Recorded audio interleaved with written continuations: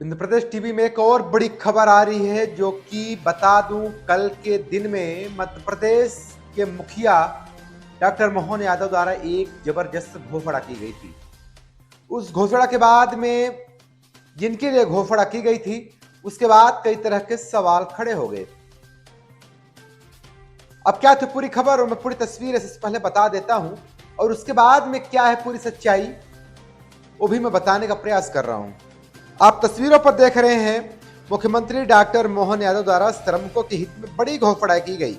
यहाँ पर उन्होंने जो दर्शाया है, अकुशल श्रमिक की मासिक मजदूरी बढ़कर 11,450 होगी, अर्धकुशल की जो मासिक मजदूरी होगी वो 12,446 होगी, और खेतीहर मजदूरों की मासिक मजदूरी बढ़कर 9,160 होगी।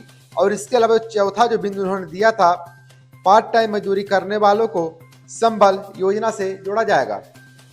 अब इसके बाद बड़ा सवाल उठने लगा उस आउटसोर्स महकमे में, जो आउटसोर्स कई दिनों से इस आस में था कि हमारे लिए भी यह जो वर्तमान सरकार है शायद कुछ न कुछ सुध लेगी।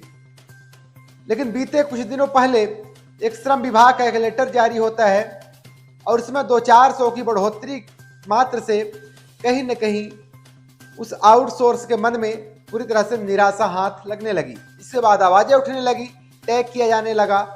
फिर क्या था, अब लोकसभा के चुनाव आने अभी बाकी है, लगभग तकरीबन समय अब उसका नजदीक आ चुका है। उसको देखते हुए डॉक्टर मोहन यादव ने, जो मध्य प्रदेश के मुख्यमंत्री हैं, उन्होंने एक घोषणा कर दी। लेकिन उस महकमे में आज भी सवाल है कि श्रमिक की जो कैटेगरी है, उच्च कुशल, कुशल, अर्धकुशल, अकुशल, यानी 4 कैटेगरियों में बांटा गया, जहां पर उच्च कुशल और कुशल को नजरअंदाज कर दिया गया। अब क्या था, चारों तरफ चर्चाओं का दौर, एक दूसरे से बातचीत करना, संगठन के पदाधिकारी संपर्क करना कि आखिर नजरअंदाज क्यों किया गया। हालांकि श्रम विभाग से अभी कोई लेटर जारी नहीं हुआ। अब जिनके लिए इन्होंने घोषणा की है तो शायद इन्हें मिलने लगे, ये भी एक बड़ी बात हो जाएगी। हालांकि हमने राहुल मालवी, जो मध्य प्रदेश बिजली विभाग के अधीनस्थ मध्य प्रदेश आउटसोर्स कर्मचारी संगठन के जाने माने पदाधिकारी हैं, जो अक्सर चर्चाओं में बने रहते हैं, उनसे हमने फोन पर बात की। उनके द्वारा बताया गया कि अभी इस पर अभी और कुछ संशोधन होने अभी बाकी है, जिसके लिए वो मिलने भी जा रहे हैं, जिस तरीके से जानकारी मुझे दी गई।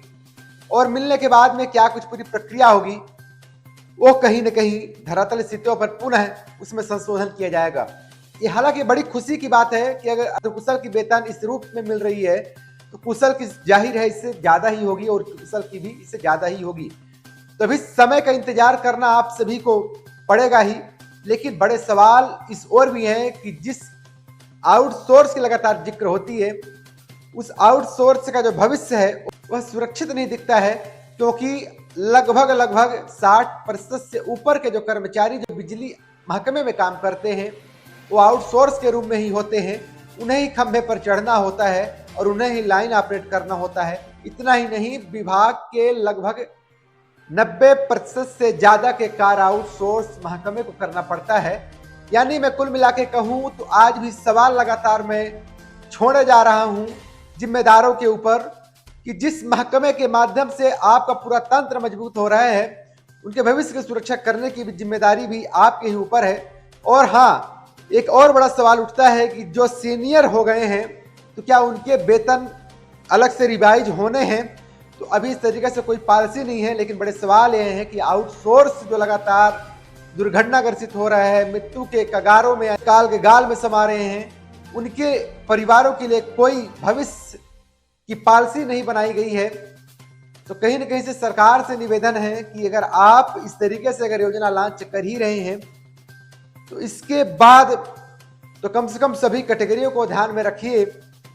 जिस तरीके से आउटसोर्स कर्मचारियों की लगातार अपील होती रही है, और हम लगातार मध्य प्रदेश टीवी के माध्यम से आवाज बुलंद करने का प्रयास करते रहते हैं, और जिस तरीके से आपका लगातार प्यार मिलता रहे, तो मैं चाहूंगा अभी समय का इंतजार करें।